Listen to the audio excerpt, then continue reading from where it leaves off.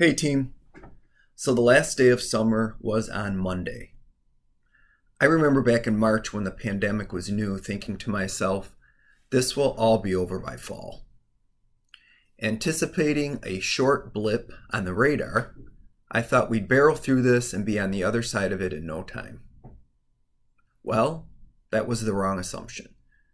How many times do I have to tell myself to stop assuming?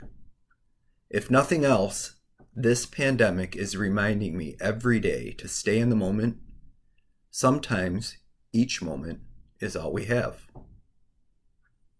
How often do you say to yourself, when things are back to normal, or when this is all over, or when COVID restrictions are lifted, or when we can all be in the day center again? I catch myself saying these types of things quite regularly.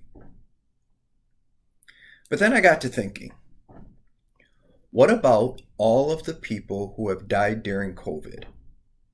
Not just the people who died from COVID, but people who died while the world is in the midst of this pandemic. They will never get to experience back to normal. I hope they weren't letting moments pass by in anticipation of COVID being over. Since March 17th of this year, Life Circles has lost 29 participants. 29 people who will never get to experience life after COVID. 29 individuals who died before our day centers were back in full swing. Let's remember them by name. Sarah B. Soon C. John F. Deborah J. Maxine F. Tammy A. Esther B. Mardina B. Daisy CH. Daisy C. Dwayne C. Kathy D. Ruth G. Edith J. Beverly K. James L. Betty M. Robert M. Dora M. Francisco N. Romaine P. Randy P. Michelle S. Bessie S. Charlotte V. Sandra W. Roxana W. Guy Z. In honor of all of these exceptional human beings and their families, let's all commit to not waiting for some future tangible event to live again. Imagine you're in a boat in a beautiful crystal blue lake. The water is the perfect temperature, the weather is sunny and warm, the sky is blue, and the inviting sandy beach is waiting for you to picnic on. Suddenly the boat is sinking and there are no life preservers. When you are in this predicament, you need to tread water to stay afloat.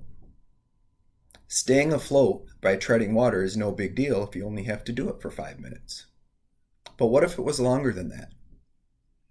What if there was a mile or more between you and the beach? If you don't know how to swim, it will be very hard. You would quickly learn that doing the doggy paddle would be exhausting. You wouldn't get very far, and you may be gasping for breath. I'm guessing you either wouldn't make it to land, or it would take you a very long time.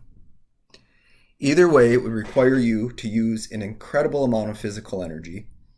It would be draining, and you would most likely be panicky and scared the whole time.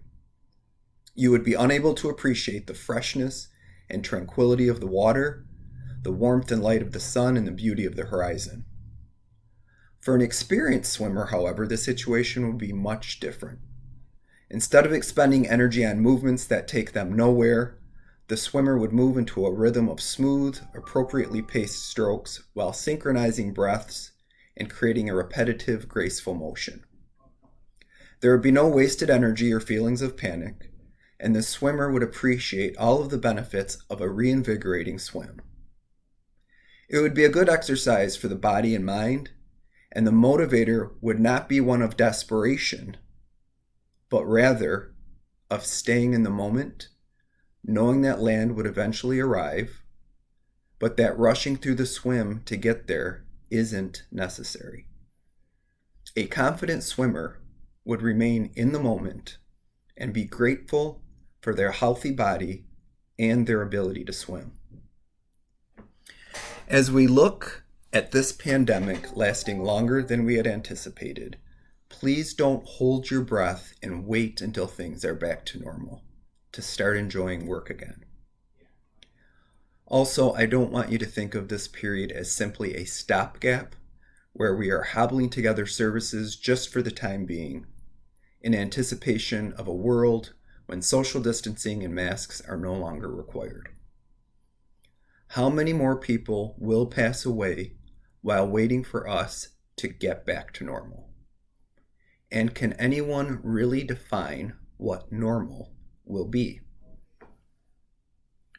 Right now is normal. We are in the moment. Providing care and relating to participants without fully operating our day centers is something we need to embrace. There are so many creative team members who are waiting to try new things and new ways, and this is the time to do it. Please don't underestimate the innovation that happens when people are forced to abandon traditional practices and make decisions without all of the details. In many ways, this will only make us better and stronger and more resilient. But it will require us to all recognize and appreciate this time in our history as an opportunity. Some of the questions we will be grappling with in the coming months and years. What distinguishes PACE from other Medicare Advantage plans that are now offering social determinants of health services, such as transportation, companion services, and supplemental nutrition? What's the appeal of PACE when there are limits to day center attendance? In the past, many PACEs required day center attendance for new participants. Now we can actually be confident knowing that regular attendance at the day centers isn't always necessary. How do we redefine activities and socialization in a way that relies less on large group gatherings? What about all the iPads we were able to purchase?